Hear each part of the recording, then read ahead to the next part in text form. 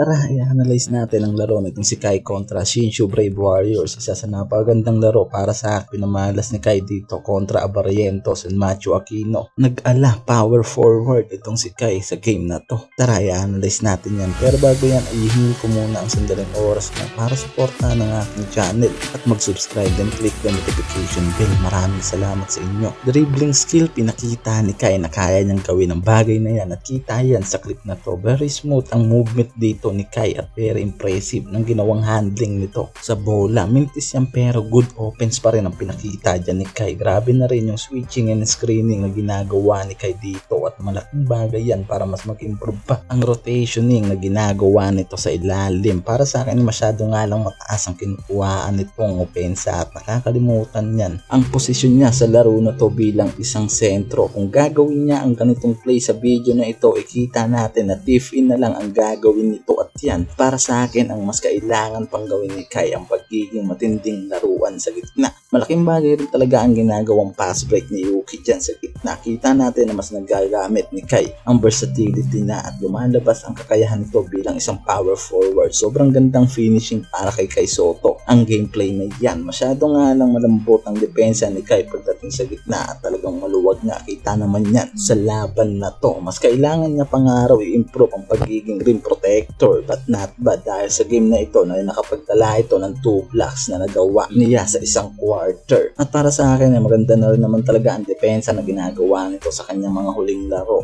At nakikita na rin ang pagiging matigas na sentro nito sa gitna. Opensa ay talagang kita na rin natin dyan ang body-body gameplay niya dyan. At sobrang subok na si Kai sa ganyang klaseng laro. At pinapakita lang na kaya nito sumubay sa physical game. Sobrang impressive ang pagdadala nito ng bola inside and outside shooting. Kung ganito nga lang daw lagi ang pwestuhan ni Kai sa gitna at ganito lagi ka-agresibo ang laruan nito ay talagang mahihirapan ang opponent nito na makapasok sa loob. Kita nyo sa video na yan napakagandang timing to blocking the ball inside at kung ganyan ang pwestuhan lagi ni Kai sa gitna ma-adapt nga agad nito ang pagiging mahusay na reflector at kita natin yan sa game na ito na maaari pang mag-improve ang laro ni Kai bilang isang sentro and power forward sa gitna.